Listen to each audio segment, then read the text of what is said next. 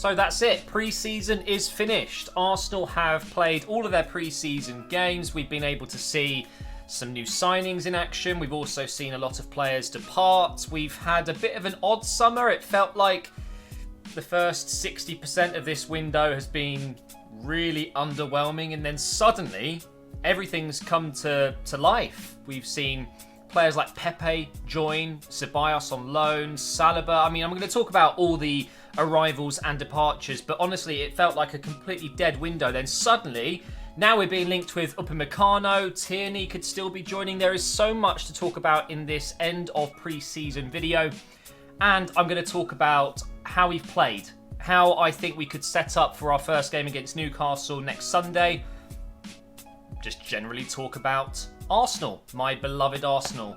I absolutely love this shirt, man. I really do. I'm not even going to buy the actual kit. I don't think so. I think I prefer this. So anyway, we have to start surely with the arrivals. So I've got a list of all the players that have joined, including players that have obviously come back from loans. Actually, I don't really need to talk about those players, but for example, players like Chambers, you know, and Nelson, these guys who were out on loan last season, they've come back and look to be staying. But in terms of paid arrivals, we have Nicolas Pepe, Nico Pepe, the golden boy Pepe. He is going to be, I think, a very, very good bit of business. We've paid apparently 20 million up front, and then over the next 5 seasons, we'll be paying off the rest, which will go up to £72 million.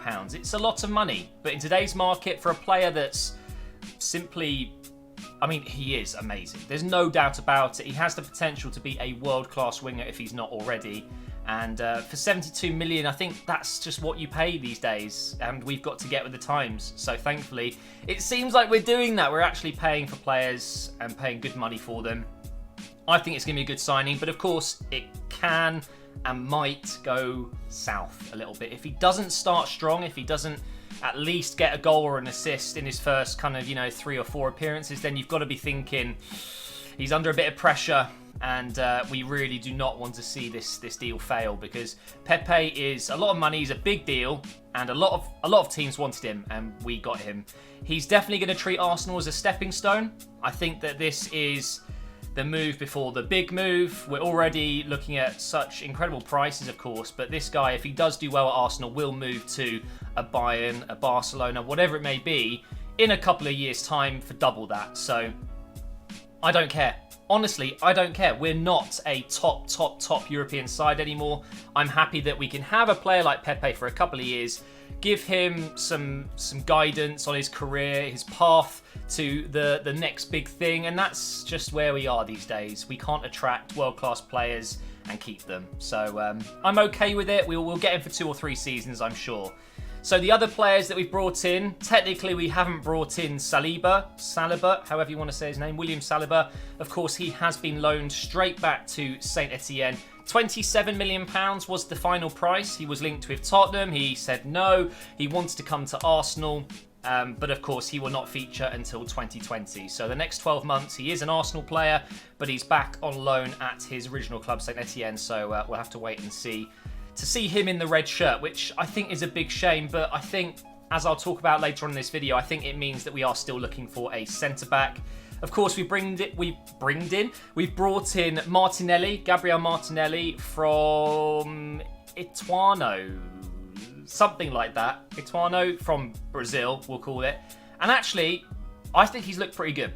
I think he's been an exciting player to watch in pre-season. For example, against Barcelona last night, he did more than Mkhitaryan did in 10 minutes, and Mkhitaryan had almost the whole game. So I like the look of Martinelli. I don't think he's ready, if that makes sense. I don't think he's ready to be starting for Arsenal in the Premier League, but certainly a place near the first team, at least maybe on the bench for a couple of games.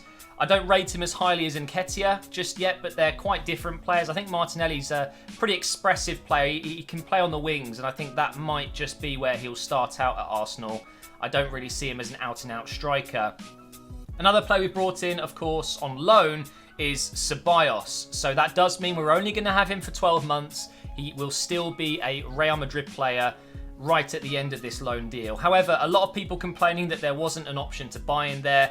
You've just got to remember it's literally a sentence in a contract. It doesn't mean that we can't buy him anyway. If we do enjoy having him at the club and he wants to stay, it just means it's probably going to be more money than it could have been if there was an option to buy at a certain price. What you're doing with an option to buy is kind of gambling that he's either going to have a good season or a bad season, right? So if you've put a price on a player at 60 million and he underperforms, you're obviously not going to use that option to buy, are you?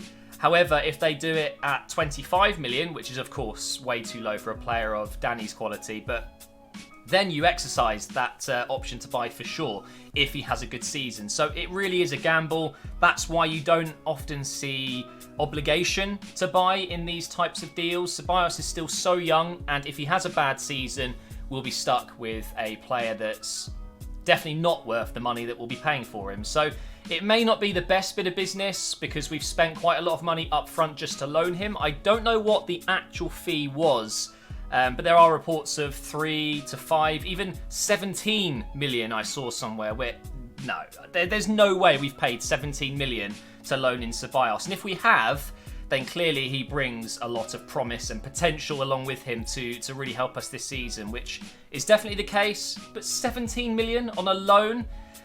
Not so sure about that. But with Ceballos, where does he go? I've seen him play at centre mid next to Torreira, for example, that kind of pivot where Xhaka would be. I've seen him play a little bit more advanced behind the strikers. In the past, he's played out on the left side.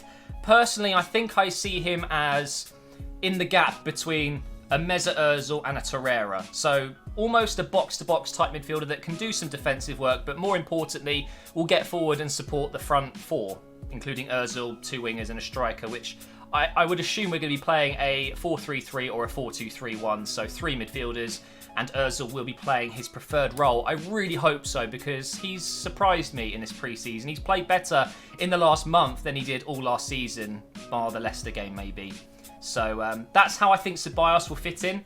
That's what I would prefer to see. So if my ideal lineup was to be shown right now, I think I'd put Torreira and Ceballos behind Mesut Ozil. I don't think Xhaka is reliable. I think he's a good footballer. There's no doubt about it, and I'm glad we're keeping hold of him. He's a good player. Don't think that I don't think so. I just feel like Ceballos will offer more. And you know what? Our defence is already shocking, so why not just go all-out attack, yeah? Let's talk about our defence, because obviously we've only brought in Saliba so far, and he's not even going to be here next season. This is my biggest worry. Pre-season showed it.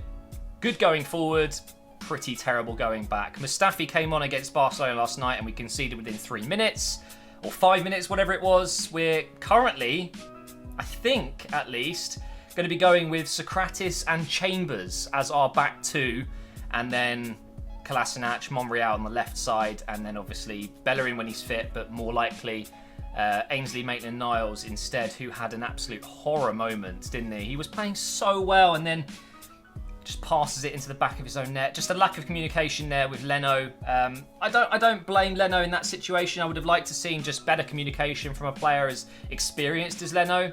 But who knows? You can't really hear the players when you're watching it on TV. There might well have been a shout, but Ainsley Maitland-Niles decided to just pass it across, and it's just gone into the back of the net. So really bad moment for him, but I do think Maitland-Niles is a very good player, and I love how versatile he is. So I'm glad that we've got him. I don't actually think we absolutely need to bring in another right back, not just yet. However, what we do need to do is still bring in a left back. Of course, we've been linked with Tierney. 25 million is our latest bid. It's kind of gone quiet. Of course, he's been injured since April, so he hasn't even been playing football. I'm sure that he's probably a little bit excited at the thought of coming to Arsenal, although he still absolutely loves Celtic. It's his club, man. I do get it, but you're going to go to Arsenal, aren't you? Really? In that situation, I think so. Doubling your wages, if not more. He will start. There's no doubt in my mind that when he's fit again, he'll play ahead of Kolasinac and Monreal for sure, who I can't believe we haven't sold. I'll talk more about players that I think we should have sold but haven't in the next part of this video. But definitely Tierney is a signing I would absolutely love to see. But actually, at this point in time, we need a centre-back. And if that means we scrap this Tierney deal and we go all out for a centre-back, I think I'm all for it. I will take another season of Monreal and Kolasinac. I think that it is absolutely vital that we bring in a centre-back. Saliba is great, and don't get me wrong, in a year's time, we'll be so glad that we signed him because he's going to have another very good season with St Etienne. I'm sure that we will see another very solid year from him, and he'll play. He will. But Holdini, I was going to call him. I like Holding, but he's not going to be match sharp and match fit for at least a couple of weeks. So it does look like Socrates and Chambers is what we're doing. Koscielny's going to be leaving. He's been linked with Stade Rennais. I think he'll be going very soon. Mustafi, don't even get me started. Monreal can play centre-back, but really we are a little bit light at the back, quality-wise and numbers-wise. So there are reports that we've made an offer to Upamecano, or to RB Leipzig for Upamecano, however you say his name. And it's been rejected, £55 million. So I would expect that we'll go in again, and I'm hoping we'll be able to secure that, because signing someone as good as Upamecano, I mean, we've seen how good he is. Next to Konate for RB Leipzig, they have their partnership sorted for years and years and years, but of course clubs are going to come in for them, and oh my god, that would excite me more than Pepe, Ceballos. Honestly, I see Saliba and Upamecano as the perfect partnership, and Holding, of course, is, I think, probably the future of Arsenal's defence as well. So whether that means we go three at the back to get them all in, I don't know. But you can't argue about having three superb centre-backs. Why wouldn't you want that? Even if it does mean you're upsetting one of them by dropping them, it's still what you want to see. Squad depth and quality, not just numbers. Players like El Neni, yes, he's good to have as a number, he's good squad depth. He can come into FA Cup games, League Cup games, things like that. But realistically, you want someone better than him. Even if he's not starting, you want someone better on the reserves and on the bench. And it's just another player that I feel like we really should be letting go of. El Neni is still here. Monreal still here. Koscielny, Mustafi. These players need to be shifted, and we only have a couple of days to go. Let's talk about the departures. So Willick, I don't know if this is going to be a good idea. We've sold him to Derby for around £7.5 million, I think it is. Derby have signed themselves a very, very good player. I honestly think Willick just hasn't been given a chance at Arsenal, but I don't think he ever would get a chance. He's a midfielder, centre-back. He can play both very well. He did so well for Poland this summer. Absolutely brilliant performances. He scored a couple of goals as well. I would have liked to seen us give him another shot, maybe just for this next season. But if we're bringing in someone else, Upamecano or whoever, then I get it. I definitely get why we've sold him. And for $7 and a bit million, yeah, I think it's a little bit low in today's market, but at least we didn't do our usual, hey, you can have him for $2 million. We're so bad at selling players, it's actually embarrassing. So I was happy to see him go for at least, I would say, his value. In fact, let's have a look at Christian Bielik's actual market value. 1.8? No, there's no way. For me, he's probably worth at least 10 million, but market value doesn't always show his actual value, because you're only worth how much a team wants to pay for you, and I think that he will come good. It could be another Gnabry type deal where in a couple of years, similar to Jeff René Adelaide now as well, we're going to really regret selling him. So hopefully we've got some sort of buyback clause, or at least a matching clause, I think they call it, where you can match any offers that come in. We sold David Ospina right at the start of the window, so that's another 3 million we made on him, which is a joke. 3 million for Ospina. More recently, Takuma Asano, the player that's kind of not done anything for Arsenal. Weird signing.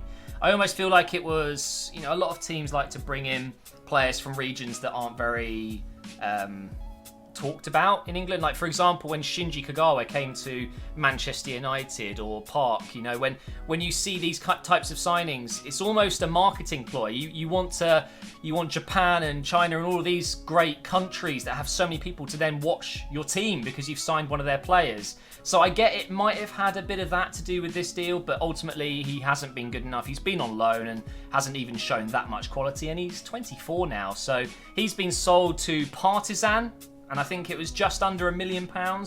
So I can't quite remember how much we signed him for. Let's click on his profile.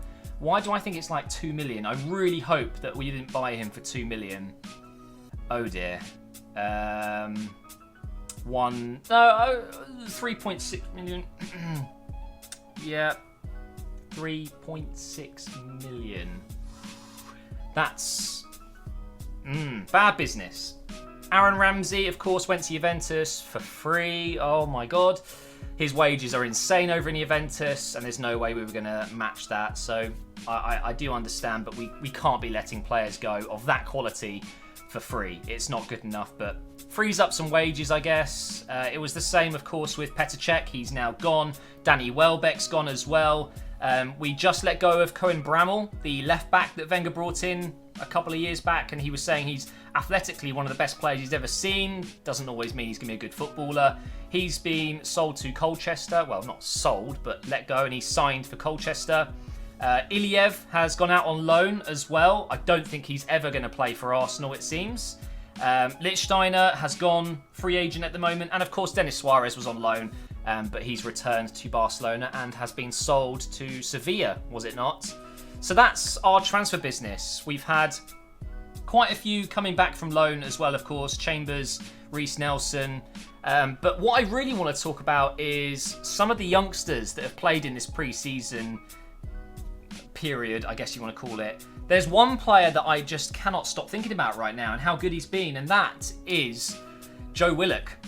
Now, Joe Willock, he's an Arsenal boy through and through. He's one of our own, as we say. He's come through the academy, and I've got to be honest, myself, I haven't rated him before this. Maybe last season, at the beginning of the last season, around pre-season time, I thought, you know, maybe. But before then, I've always thought of him as one of those players that's kind of just hanging around and maybe won't make it. But honestly, this pre-season period, he has been, I think, one of our best players. And I honestly feel like he's ready. He's ready to come in and at the very least, be on the bench for us this season. We don't need to bring in any more attacking players. I think Willock is more than capable of coming on in a game against a Man City, a Liverpool, whatever, and do something. He shows a lot of promise. I think he's going to be one of our better players to come off the bench and give us something else going forward. Same with Rhys Nelson. Really impressed with him in this pre-season period. I think there's been a little bit of a question of where his best position is. Is it on the right side? Is it on the left? Personally, I see him more... I think he does more on the left side, especially because he's right-footed, and that means, of course, he cuts inside. Kind of like Iwobi, left-sided, right-footed. It doesn't mean he's as good as Iwobi. I think he probably is. He might be on the same level as Iwobi already, but we'll see how he gets on this season. I'm sure he will be on the bench, or at least starting a couple of games. Saka looked very good. I don't know if he's ready for the first team yet, but surely another season playing for the under-21s or maybe a loan could be a very good player for the future. We haven't seen any of Emil Smith-Rowe, unfortunately. I'm not quite sure what injury he's got right now, but we've been seeing more of Martinelli, for example, and I think that he will be a good player for us, maybe just not quite yet. I don't know. Is Martinelli ready to play for Arsenal in the Premier League? I just think, even if it is a loan deal or if he's playing for the under-21s for a season, just give it a bit more time. He shows a lot of qualities on the ball. I think it's more up here. He needs to work on the mental part of the game. He's still so young and inexperienced, and it's his first time in Europe, and I totally get that. But his finishing, his decision-making, I guess you could just say it comes with age. He will get that. Otherwise, though, his dribbling and his passing and his vision, very, very impressive for such a young player. And I'm very excited to see how he gets on. Didn't see too much of Ceballos, but every time he got on the ball against Barcelona yesterday, I mean, he was getting flattened. He was getting tackled hard.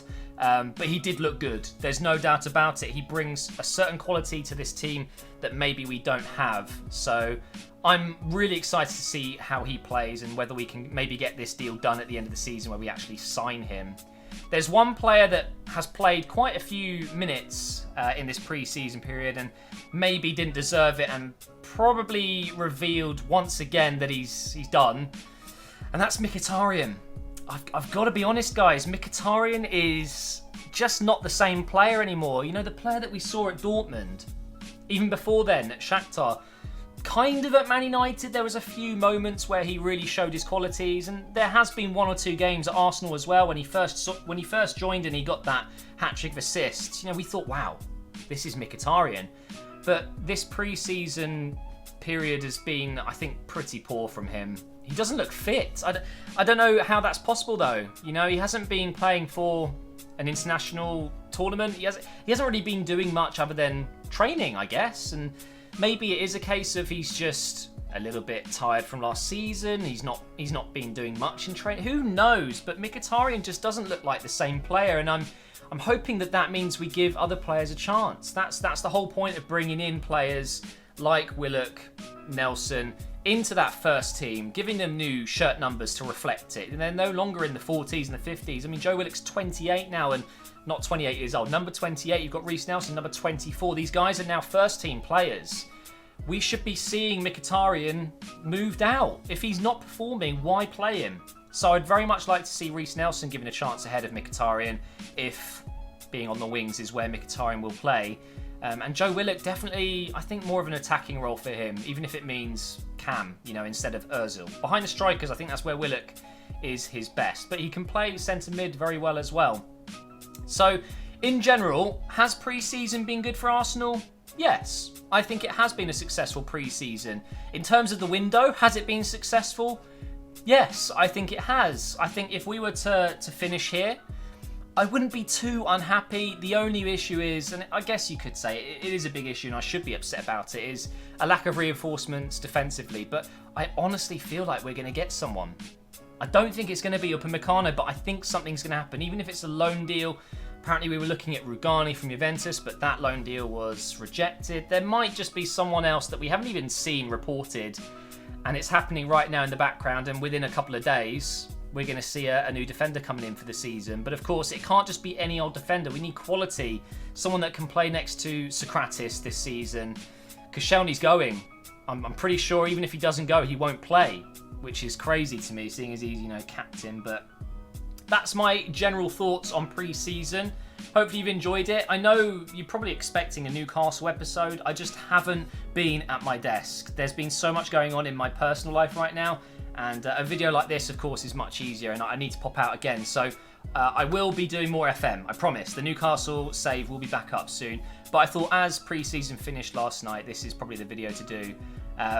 In general, I think it's been a successful few weeks. I really do. But we're waiting just for 2 more announcements, and that is, well, technically 3 or 4 announcements. 2 announcements that Tierney and a centre-back have joined, and then 2 announcements that Koscielny and Mustafi have been sold. That's what I want to see. God, if we keep Mustafi and don't bring in a centre-back, yeah, I'll be mad.